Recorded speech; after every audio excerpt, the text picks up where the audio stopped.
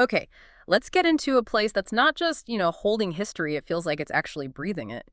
We're looking at a relatively new spot on the tourism map, but an incredibly significant one, the National Museum of Egyptian Civilization, NMEC, right there in the ancient heart of Cairo. Now, we've gone through a whole stack of materials for you, research papers, articles, visitor info, the lot.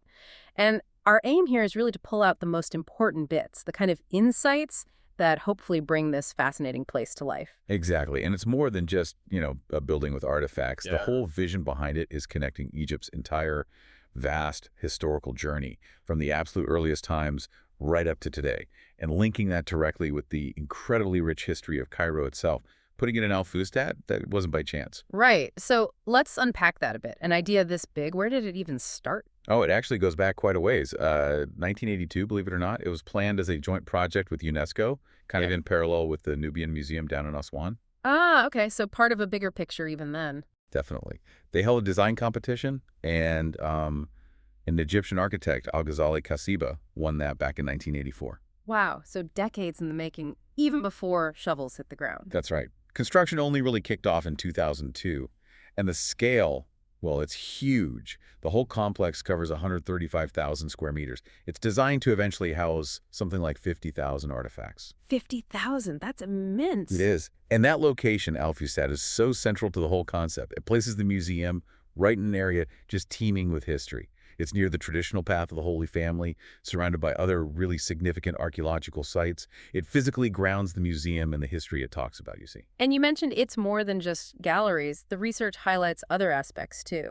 Absolutely. The whole point was to create a full cultural and heritage complex. So beyond the exhibition halls, there are facilities like restaurants, theaters, libraries, specific areas for kids, bazaars, and lots of educational programs. It's meant to be this lively platform, culture, science, even entertainment, engaging Egyptians and international visitors, really boosting awareness. So you could really spend a whole day there doing different things, not just looking at displays. Okay, thinking about the collections, where does the museum take you? What's the journey like? Well, you usually start in the main hall. And this space is designed to give you this integrated picture of Egyptian civilization across its entire timeline. You move kind of chronologically from prehistoric times, and then through the Pharaonic era, Greco-Roman, Coptic, Islamic periods, all the way to modern Egypt. And it brings in traditional and popular culture, too. Any specific examples from that main hall that really stood out in the materials we looked at? Yeah, there was mention of a temporary exhibit focused on crafts. It specifically highlighted pottery from really early cultures like Badari and the different phases of Nakata, the thirds 2 and 3. And what's really fascinating when you look at how pottery evolved way back then, thousands of years before the pyramids even, Right. it's not just about looking at old pots, is it? It gives you these incredible clues about how early societies developed. You see the shift from simple settlements to more complex, organized communities. It shows the incredibly deep roots of Egyptian identity and craftsmanship. That really puts the sheer length of that timeline into perspective. But there's one hall that really captured global attention recently. Ah, you must mean the Royal Mummies Hall. Yeah. That's arguably the museum's most, unique and significant feature right now. And the design itself is quite remarkable. It's specially built to create an atmosphere that feels like the original burial places, like the Valley of the Kings. It aims for that, solemnity and respect. And the mummies inside, just astonishing. It really is. The hall holds 20 royal mummies. That's 18 kings and 2 queens, mostly from the New Kingdom dynasties, say 17th to 20th.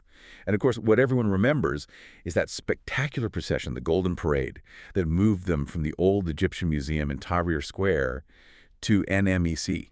That's a huge global moment, a really powerful statement about this new home for them. That parade was unforgettable, truly. And the research on these mummies is ongoing, isn't it? It's not just about putting them on display. Oh, absolutely not. Scientific study of mummies goes way back. Yeah. X-rays were first used, I think, in 1903.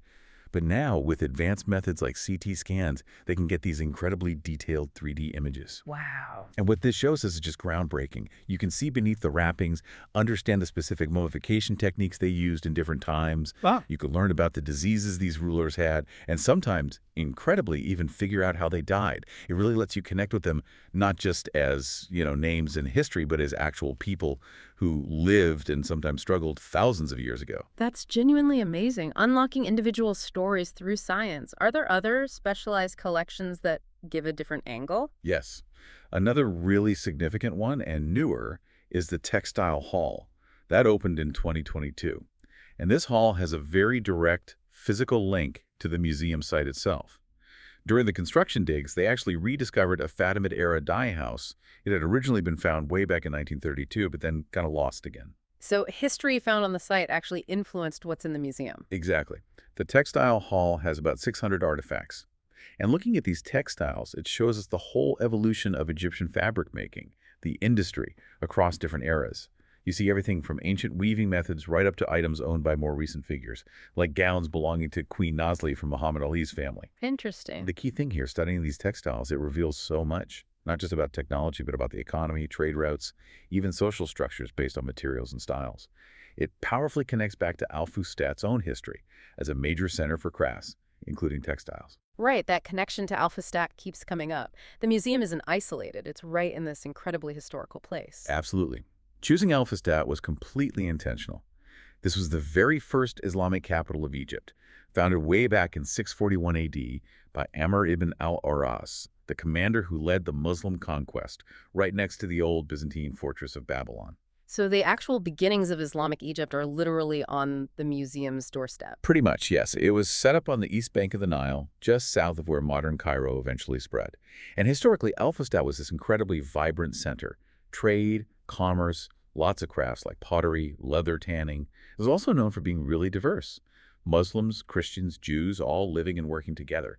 Now, a lot of it was destroyed back in the 10th century, but the area, what we now call Old Cairo, is undergoing a lot of preservation and development work. An old historic Cairo itself, people often call it an open-air museum, right? They do. And it really is. It's right there next to NMBC, just packed with archaeological sites. You see this amazing range of architectural styles, artistic influences, covering centuries of history after the pharaonic period as well. So visiting the museum is almost an invitation to explore the whole neighborhood. What are some of the key spots nearby that the research highlights? Well, very close by, you have the Mosque of Amr ibn al-As. As I said, the first building in Al-Fustat. It holds the title of the first mosque, built not just in Egypt, but in all of Africa. Now, it's been renovated, rebuilt over the centuries, naturally, but it still marks that original, incredibly historic location. And what about the famous Hanging Church? That's nearby too, isn't it? Yes, the Hanging Church, or Al-Muwaqa. It's one of the most famous Coptic Christian churches. It gets its name because it's literally built over the gatehouse of that old Roman fortress of Babylon, so it looks like it's hanging. Ah, I see. And it's a deeply significant site for Christians. Tradition holds it's built over the cave where the Holy Family sheltered during their time in Egypt. Architecturally, it's built in what's called the basilica style, a very traditional plan for early churches. Yeah. And it has this really distinctive wooden barrel-vaulted roof, like a curved ceiling made of timber. The whole area is just remarkable for that layering of history and different faiths. It truly is. Just nearby, you also have the Abu Sirga Church, another very important Coptic church, also basilica style. Again, strongly linked to the Holy Family's journey. It contains an underground crypt believed to be where they stayed. And then representing another faith, there's the Ben Ezra Synagogue. It's considered the oldest Jewish temple in Old Cairo. And there's that amazing discovery connected to it, the Geniza. That's the one.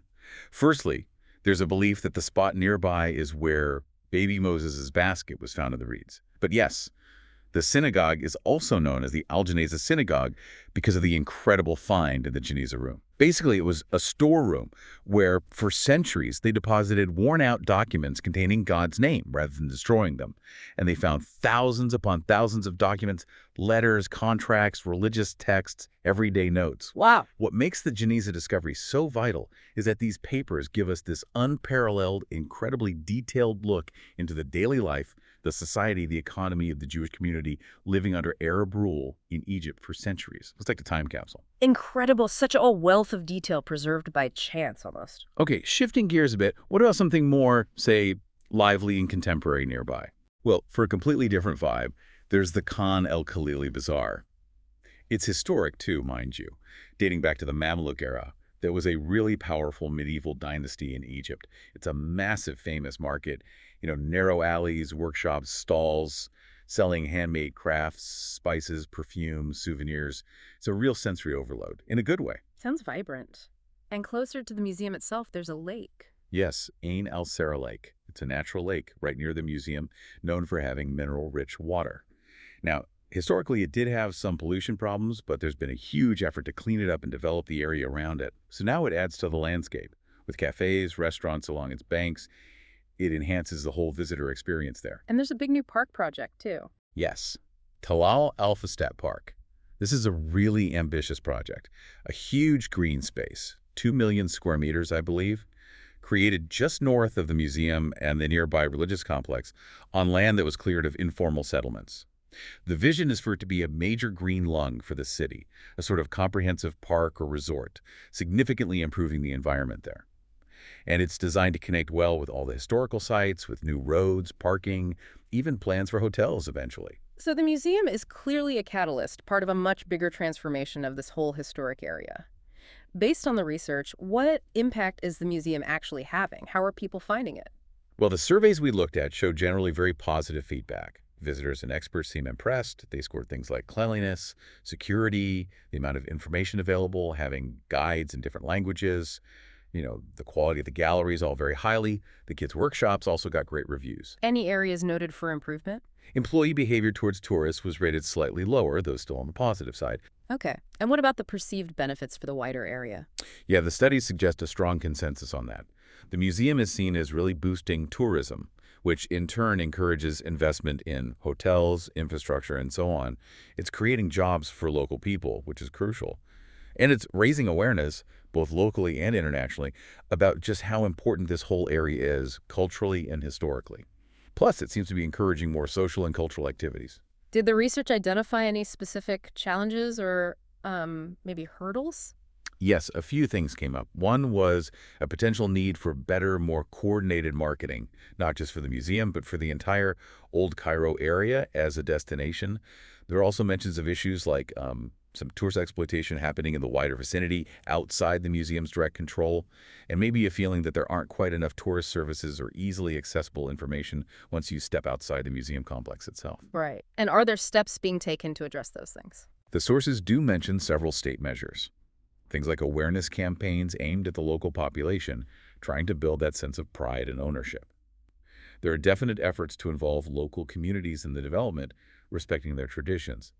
And importantly, the museum is being actively woven into official tourism itineraries, so tour operators are bringing people there.